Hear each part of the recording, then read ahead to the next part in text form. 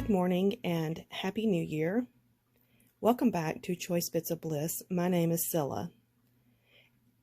Today we're going to talk about stamps, but before we get to the stamps, I just want to show you how the bottom 3 rows of that cubby section is all just perfect. It's just like how I want it. I still have the summer and spring category to go through, and I still have those 2 bins to go through. And I'm going to work on my dies, which is the 2nd shelf here, and then my stamps, which is the 3rd shelf. I've already organized this cubby here. So that has my ledger paper, my text paper, and my gingham. I have not organized this one yet. So today we're focusing on stamps simply because in my goals video there was some interest in seeing how I'm going to organize them. I'm going to pause for a second and we're going to go to the tabletop.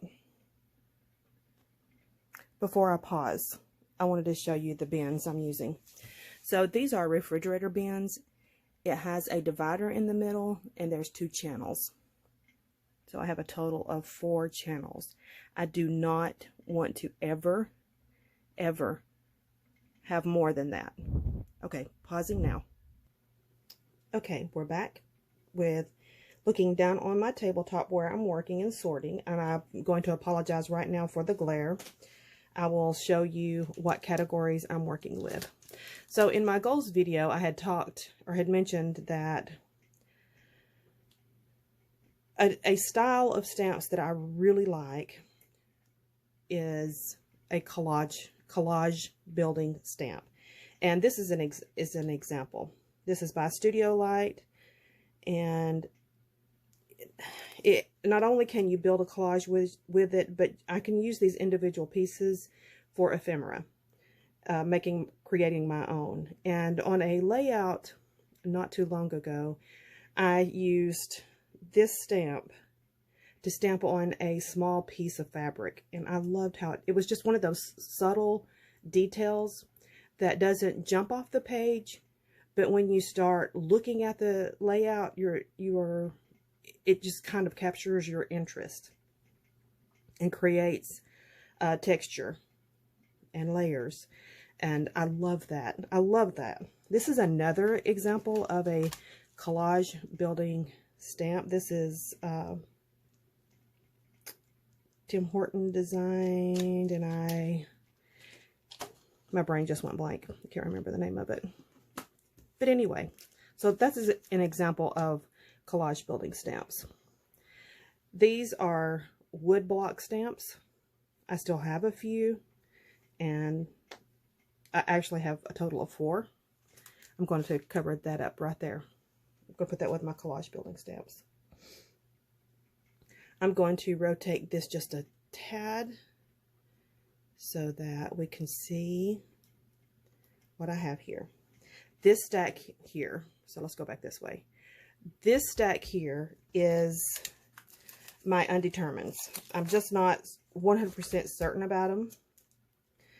This stack here, these are stamps that I've already decided I'm not a prolific card maker, and these, having a couple happy birthdays, a couple thank yous is enough for me, because I just don't make a lot of cards. These this fish scale background stamps, not something I'll ever use. People, I paid money for this. I won't ever use these little animals. I won't use those flowers. I'm not going to use the Halloween stamps. This was a free gift from scrapbook.com. I won't use it. This, I think I bought from, I want to say wish.com. I'll never use it. I don't know why I wanted to spend my $1 on that. I have no idea. This is an example of a stamp. I've used this one quite a bit. that to make ephemera with. I love it. These are text stamps that I will keep. And so I'm sorting already into piles so that when I put them in my container, all I'll have to do is just put them in the right divider. These are fall stamps. I will not keep a ton of fall stamps, but I will keep some. Y'all, fall is my thing. Another thing I've done recently is I bought title building stamps from L Studio, and I bought these mini block stamps, small tile alphabet stamps in 2 different sizes, because that is one of my, when I'm building titles, that's one of my favorite type stickers, are these tile type stickers. And being able to do them in any color I want of ink is, I like that. So when you buy L Studio's title builder stamps, you also get a page that shows you all the titles that you can build, all the possibilities with that stamp. And I think that's just phenomenal. It gives you a lot of options. Another anomaly that I have in my stamps are close to my heart stamps. They are too wide to fit into the channels of the storage that I've chosen to use. So I have to stand them this way instead of this way. I won't keep a ton of close to my heart stamps for that reason. They will have to be the ones I know I will use. So there's that. This is going to be a short video. I just wanted to quickly explain my process, and because there was just a modest amount of interest in how I was going to go through my stamps.